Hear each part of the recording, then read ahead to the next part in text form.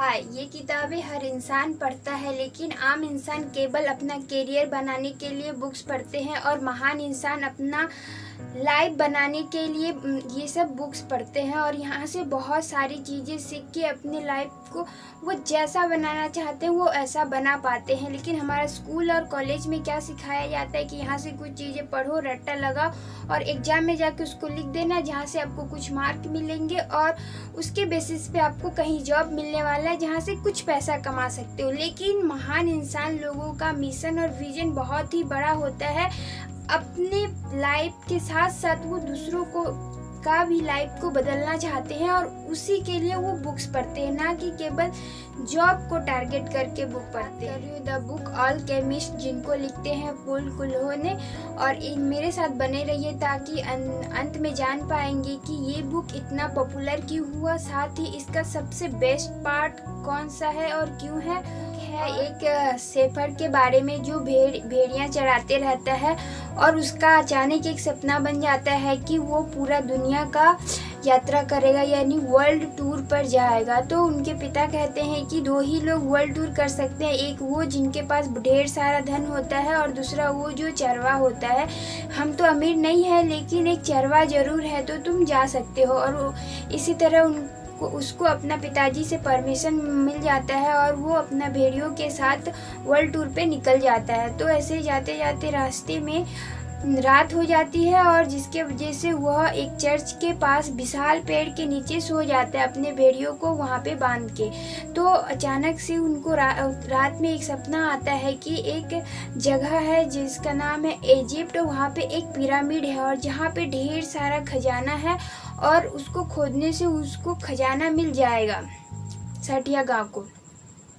और इसके बाद उसका नींद खुल जाता है। तो उसके बाद उसको इस सपना पे डाउट होता है और फिर जाके वो एक औरत से पूछता है जो औरत भविष्यवाणी करती है। तो उसने कहा कि तुम्हें अगर लगता है कि अगर वो खजाना मिल सकता है तो तुम्हें उसको फॉलो ज़रूर करना चाहिए और ख़जाना को पा के उस सपना को सच करना चाहिए। तो फिर उस औरत का बातें उसको समझ नहीं आता है और इसीलिए फिर वो कंफ्यूज हो जाता है। फिर उसी टाइम एक बुढ़ा आदमी से उसका मुलाकात होता है और फिर वही बात वो उससे भी बताता है। तो बुढ़ा आदमी बोलता है कि तुम्हें अगर आज अपना सपना के बारे में रियलाइज हो गया है तो इससे बड़ी बात और कुछ नहीं हो सकता, क्योंकि हर किसी का अपना कुछ मकसद होता है और तुम्हें अपना मकसद मिल गया है। तो इसको पाने के लिए तुम्हें पूरा कोशिश करना चाहिए और हर वो चीज़ करना चाहिए जो तुम्हें उसको पाने के लिए करना चाहिए।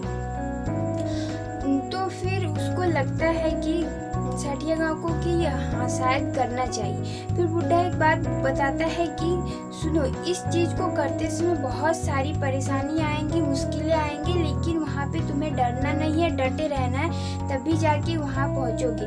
फिर वो तैयार हो जाता है और उसका डिजायर और भी स्ट्रांग हो जाता है उस खजाना को पाने के लिए। तो फिर वहाँ से इजिप्ट बहुत दूर था, लेकिन उसका डिजायर इतना स्ट्रांग हो जाता है कि वो वहाँ जाने के लिए सठिया गाँव को लगता है कि हाँ मुझे अपना सपना को पाने के लिए कोशिश करना चाहिए। तो वो पूरी तरह से तैयार हो जाता है और इसीलिए वो अपना सारा भेड़ियों को बेचकर पैसा इकट्ठा कर लेता है और वो सोचता है कि अब इसी पैसा से वो इजिप्ट तक पहुंच जाएगा। तो उसी समय उसको एक आदमी मिलता है जिसके साथ उसका गहरी दोस्ती हो जाती है और उसका किस्मत बहुत ही ख़राब होता है और वो इंसान को पहचान नहीं पाता है और वो इंसान उसका सारी पैसा लेकर वो भाग जाता है और वो खाली हाथ रह जाता है। अब उसके पास फुट्टी कौड़ी नहीं होती है ताकि वो अपना सपना को पूरा कर सके और इजिप्ट तक जा सके। तो इसीलिए उसे एक जगह पे काम करना पड़ता है जहाँ से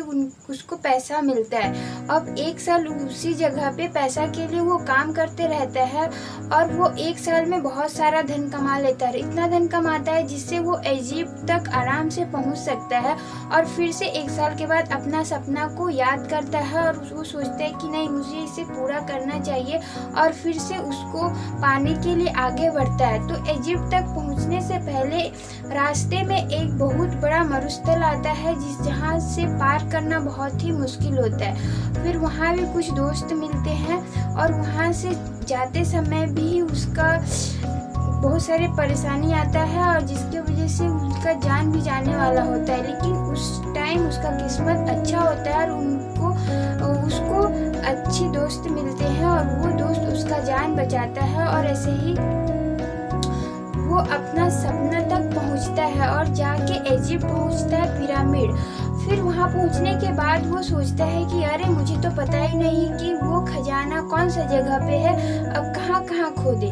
तो ऐसे एक मूर्ति होता है जिसको लोग भगवान मानते हैं, उसी जगह पे वो खोदना आरंभ करता है।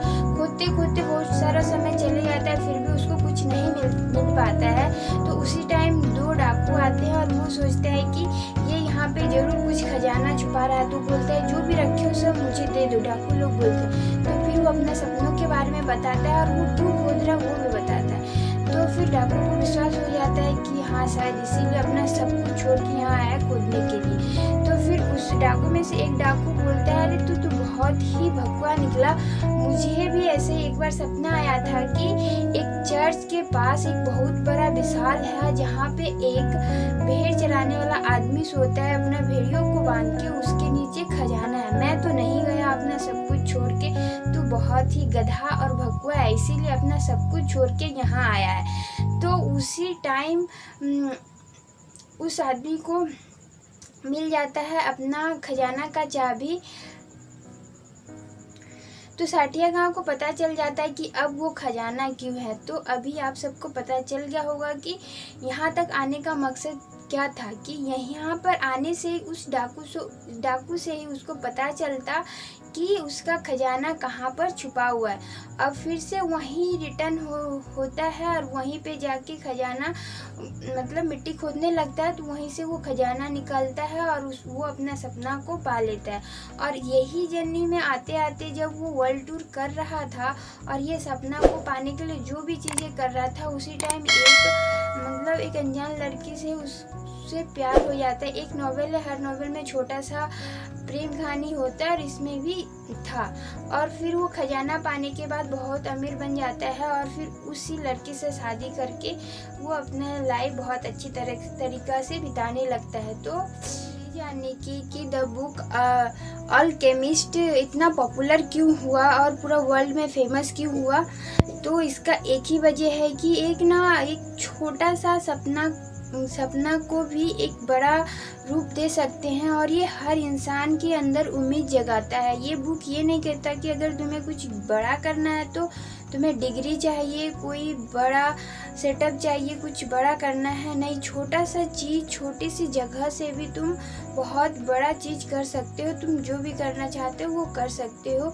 ये मतलब एक उम्मीद का चिंगारी जगाता है, इसीलिए ये बुक इतना फेमस रहा। कि क्या ये बुक पढ़ने के लिए सही है या नहीं, मेरे हिसाब से ये बुक बहुत ही बेस्ट है और इंस्पायर करने के लिए भी, और आपको अपना आइडिया और सपना को जो उम्मीद जगाने के लिए भी बहुत ही अच्छा है।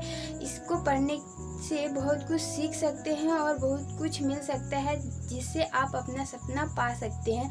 ये मुझे बहुत ही अच्छा लगा है।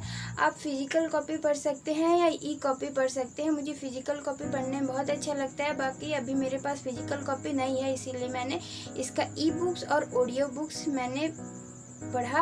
और आपको जो पसंद है वो पढ़िए।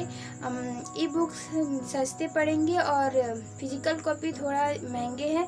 ई बुक 75 रुपीज़ के अराउंड है और फिजिकल कॉपी 250 के अराउंड है। इसमें 278 पेजेस हैं, मतलब थोड़ा सा टाइम लगेगा पढ़ने में, लेकिन बहुत ही अच्छा बुक है। इसी तरह साठिया गांव की तरह आपका भी कुछ सपना है, छोटा से छोटा और बड़ा से बड़ा, तो उसको फॉलो करने का ज़रूर कोशिश करिए और उसको पाने के लिए वो हर चीज़ करें जो करना ज़रूरी है। और साथ ही अगर ये वीडियो अच्छी लगी हो तो मेरा वीडियो को सब्सक्राइब ज़रूर करिएगा। Bye bye, take care.